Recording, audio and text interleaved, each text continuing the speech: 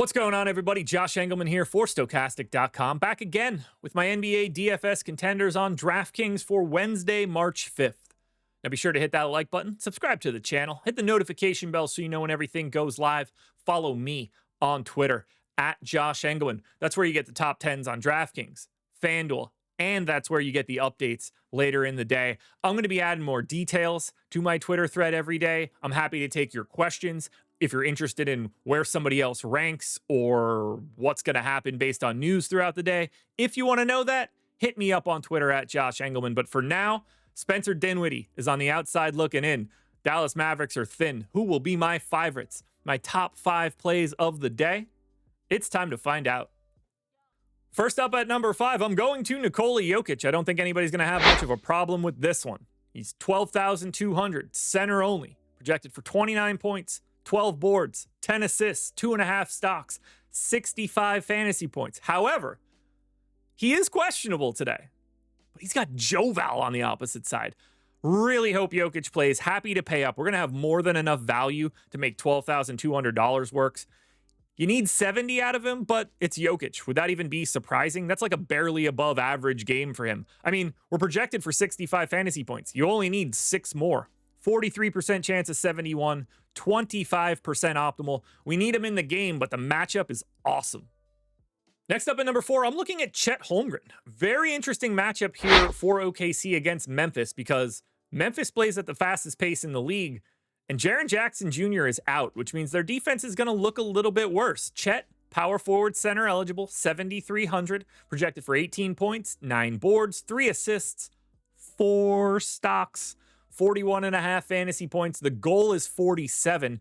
He does it 40% of the time. He's optimal 37% of the time. Very cost effective. I'm happy with the minutes that we're getting out of Chet as of late. I really like the matchup with no Triple J. Everything's coming up Chet here. This one's going to seem a little weird, but I think it makes a ton of sense. Chris Middleton in at number 3. Small forward, power forward eligible. 5,500 projected for 17 points. 5 boards, 5 assists, a steal, 33 fantasy points. No Jordan Poole for the Wizards. A couple other guys could potentially be out. And they're taking on a Utah team that is basically a G League team. Essentially, their entire normal starting 5 is already out. So even in limited minutes, because of no Poole, Middleton kind of gets to do whatever he wants, and you only need 38 fantasy points. That's 5 more than the projection. 39% chance of that 38 fantasy points, 41% optimal. Now, I'd be surprised if he fell into extra minutes, but this matchup is pretty difficult to ignore. Both of these teams aren't very good, but if Middleton here is playing against Utah, who's going to check him? Because I think the answer is nobody. Same game, different team. Bryce Sensabaugh in at number 2. I just mentioned how many guys are out for Utah. It's essentially their normal starting 5. They don't have a lot of bodies today. Small forward, power forward eligible on Sensabaugh. I went 27 minutes. He's a fantasy point per minute dude. 17 points, 4.5 boards, 2 assists, and a steal. You're looking for 32 fantasy points. I think he does it 39% of the time. 40% of the time, he's in the optimal. The position's great. That flexibility is awesome. The Wizards are one of the worst teams in the league, if not the worst team in the league. The pace is awesome here. There's no defense to be found. You just need the shots to fall. And Bryce Sensabaugh likes getting those shots up. Amazing spot. Not enough to get him to number 1, though. That's on the other team. Because my number 1 play for today is Alex Sarr. I got him in for 26.5 minutes. He's center only, but 5,100. He's well over a fantasy point per minute in this matchup. He's going to play those minutes as long as he's around and not in foul trouble. They have no incentive to care about anybody else, so give Sarr the run. His counterparts on the opposite side are Kyle Filipowski, Micah Potter, and Oscar Tshiebwe.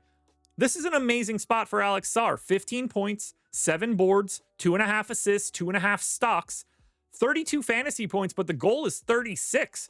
44% optimal, 44% boom.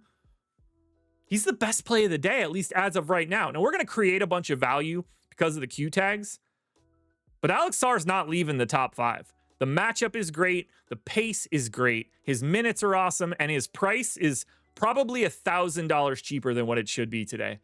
So Alex Sarr is your number 1 contender for Wednesday's slate.